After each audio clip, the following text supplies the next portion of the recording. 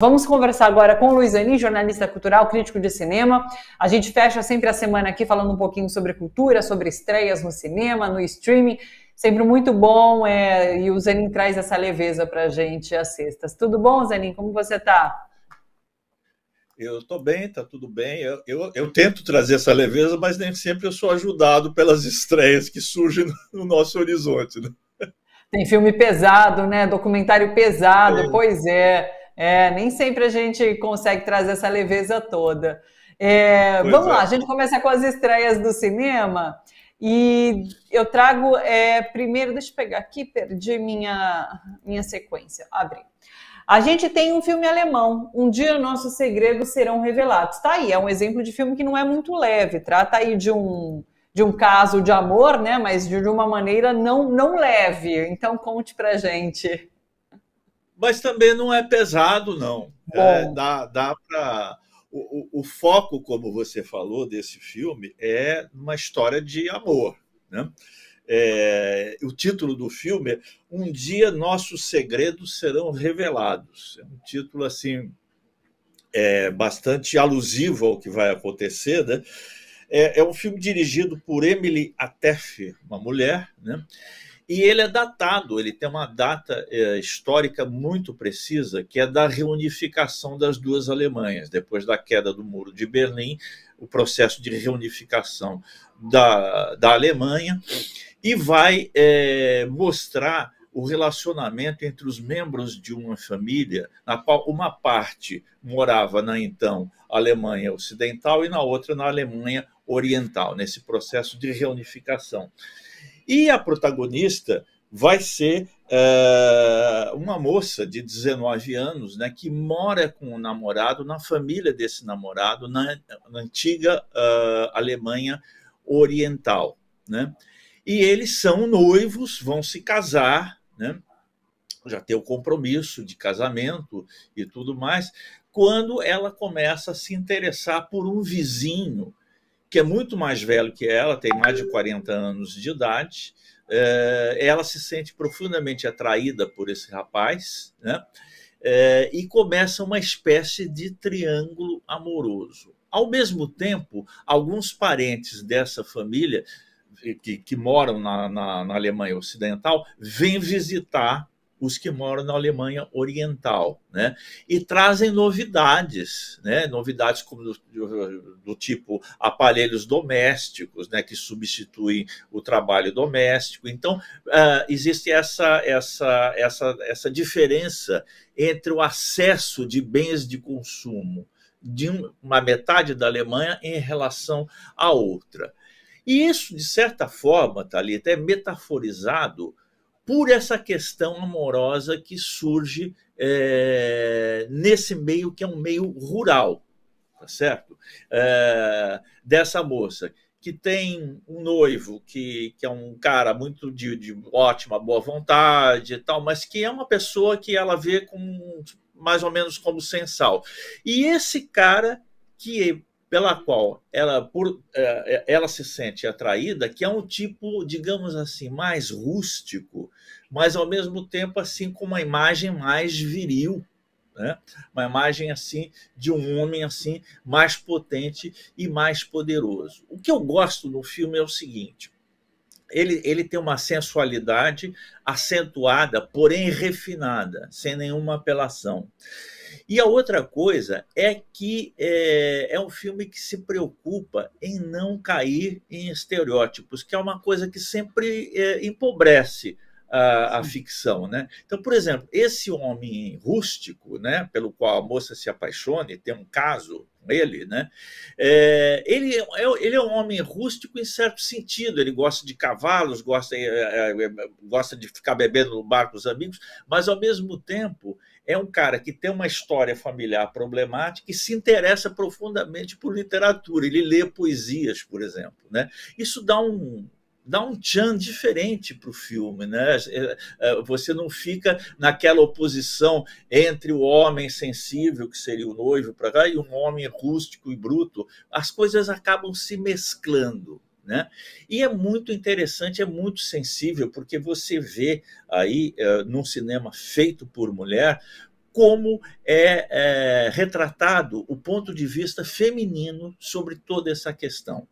E eu gosto muito também da maneira como o filme traz esse contexto, que é o contexto político, né, de uma época de transe para toda a humanidade, né, quando cai o Muro de Berlim, logo em seguida cai todo o campo socialista, né, a União Soviética se dissolve 2 anos depois, né, é algo assim de consequências tão grandes para o século passado, né, que o grande historiador Eric Hobsbawm ele datava o final do século passado exatamente nesse período, né? Em vez de ele fazer a cronologia, vai até o ano 2000, 2001, não, ele dizia o século XX termina com a queda do Muro de Berlim e a dissolução da União Soviética. Então, é uma época em transe em que as pessoas estão sensíveis ao mundo novo que se abre, né, em relação àquele mundo que já estava acomodado, com todos os seus inconvenientes possíveis, né? E essa excitação e esse mal-estar se transmitem para dentro de um ambiente familiar que conta com essa circunstância de ter uma moça que é muito jovem ainda e que apresenta essa dúvida, essa, digamos assim, sem nenhum sentido pejorativo, essa instabilidade amorosa de se decidir entre um rapaz e um homem mais maduro. Eu acho um filme bem interessante, bem legal. Assim, recomendo esse filme vivamente às pessoas. Foi uma belíssima surpresa. Eu não conheci, não tinha ouvido falar desse filme, não conhecia a diretora e fiquei muito bem impressionado, inclusive pelo rigor e a sensibilidade com que essa história toda aí que nós estamos falando é contada em termos visuais, ou seja, em termos cinematográficos. Que bacana esse aspecto de ser uma mulher contando uma história como essa, porque realmente eu acho que não há nada de novo na história aí de amores múltiplos, mas sempre do ponto de vista de um homem, né? Então, muito bacana ser através do olhar de uma mulher. E gostei muito do título, achei bonito. Um dia nossos segredos serão revelados já nos cinemas, tá bom, pessoal? Vamos em frente. A gente tem agora A Estrela Cadente. Esse é meio malucão, né? É um filme francês. Conta pra gente, vai. Você definiu. Esse é totalmente maluco, esse filme. Ele, na verdade, ele é belga, né? Ele é produzido, você tem razão, é um filme francês porque ele é produzido pela França. Mas ele é dirigido e atuado por um casal belga, né? E eles têm, não é o primeiro filme deles, eu conheço filmes anteriores deles, eles têm uma forma de trabalhar o cinema que é totalmente original e diferente de tudo que você vê. E como tudo que é diferente de tudo que você vê, o que acontece? Você não tem parâmetros de comparação. Então você entra num mundo que é completamente estranho e te deixa meio perdidaço. É uma história muito complicada de você decodificar, porque ela se passa num bar chamado Estrela Cadente, justamente tem esse título por causa que é um nome de um bar em Bruxelas, né, na Bélgica. Você tem um casal, você tem um outro personagem que é representado pelo mesmo ator e que se revela ser um terrorista, uma espécie de espião. Então você tem uma trama política que não fica muito clara do que jeito que é. Então, a única forma que eu vejo de você entrar nesse filme, que o enredo é tão assim, fora de esquadro daquilo que você está acostumado, é você se sensibilizar por uma coisa que é muito interessante. O filme pode ser maluco quanto for, mas ele é extremamente bem filmado, ele tem um rigor gráfico com os personagens, com os cenários, com a iluminação e com as gags, com as piadas visuais que são muito engraçadas e muito refinadas. De certa forma, lembra um pouco o cinema, dialoga um pouco com o cinema do grande cômico francês Jacques Tati, que fazia aqueles filmes com o Meu Tio e outros, e que fazia um humor gráfico quase que sem diálogo, quase cinema mudo, e que apresentava toda a sua graça pelo personagem principal, que era representado por ele mesmo, pelo Tati, né? Esse filme herda um pouco esse universo, herda um pouco o universo do Chaplin também, né? Que foi um cineasta, um gênio do cinema, e que trabalhou a maior parte da carreira dele no cinema mudo, embora os últimos filmes dele já estejam na época do cinema falado. As grandes obras-primas dele, a maior parte das obras-primas dele estão na época do cinema mudo. E então ele dependia muito, a gente às vezes vê no trailer que está passando, dependia muito dessa graça, que é uma graça visual, mais visual do que pelas palavras. É mais pela representação dos atores e das atrizes do que propriamente dos diálogos, embora esse filme tenha diálogos também, mas eles são menos esclarecedores do que o movimento dos corpos, que a direção, que a música que é usada. Isso compõe uma certa graça do filme que não deixa que ele caia na gratuidade. Então é um filme interessante para ver, já sabendo que você vai adentrar num universo de estranheza, em que as coisas não são fáceis de serem aprendidas e que dificilmente você vai conseguir comparar esse filme com outro tipo de cinema que você já conhece, portanto estabelecer vamos dizer assim, uma terra firme para você compreender o filme. Não, ele é muito novo nesse sentido, e tem esse mérito e essa graça dessa beleza e do fato de ser engraçado em certas sequências também. Os dois atores são muito interessantes, é o Dominique Abel e a Fiona Gordon, os dois que dirigem o filme e que atuam também no filme junto com outros atores. É um filme interessante para quem gosta de coisas diferentes e tem curiosidade para sair, como se anda na moda dizendo, para sair da sua zona de conforto cinematográfico e ser surpreendido por algo realmente inovador. Aí, ó, você que quer ousar, experimentar coisas novas, a Estrela Cadente, também nos cinemas. A gente vai agora para a Hora da Estrela. Relançamento do clássico de 85, com uma imagem linda, agora em 4K, né? Eu estava lendo, enfim, bem bacana também essa oportunidade de rever esse clássico. Porque esse, Thalita, é um filme histórico brasileiro, né? Ele é uma adaptação feita pela Suzana Amaral, diretora já falecida, em 1984, o filme, né?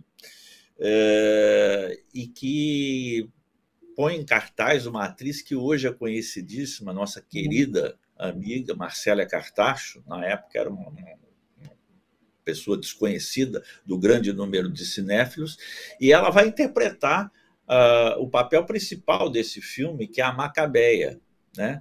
Que é uma pessoa do interior, do sertão, do Nordeste, né? E que vai para a cidade grande, né?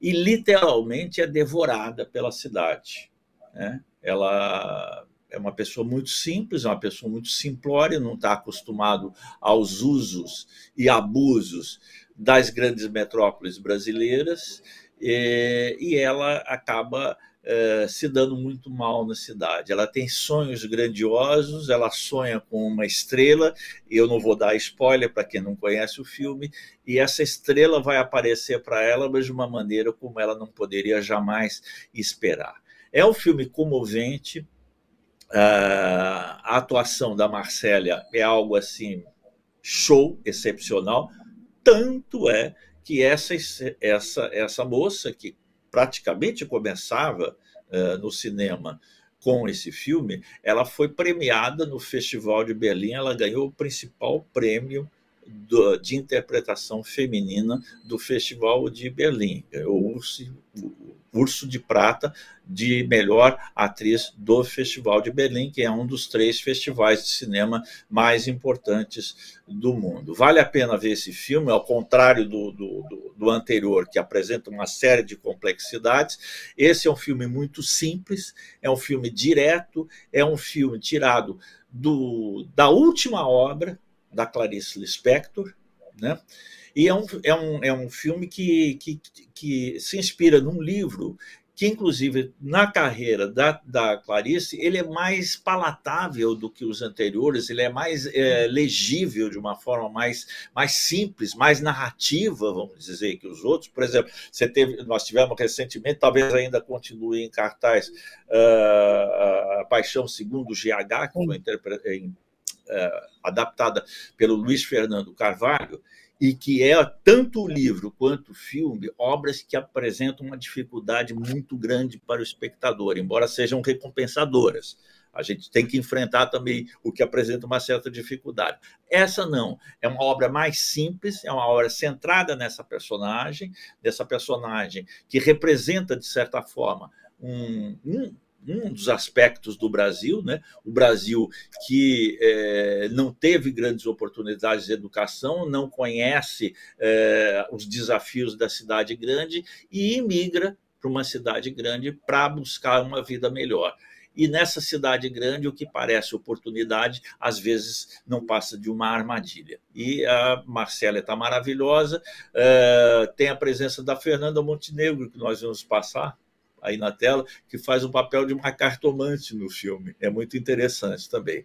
Esse é um filme assim para a gente ver e rever. Eu já vi esse filme várias vezes e não vou perder a oportunidade de revê-lo agora nessa cópia nova, que deve estar brilhante e maravilhosa. É isso, a oportunidade, a Hora da Estrela, também nos cinemas, diga.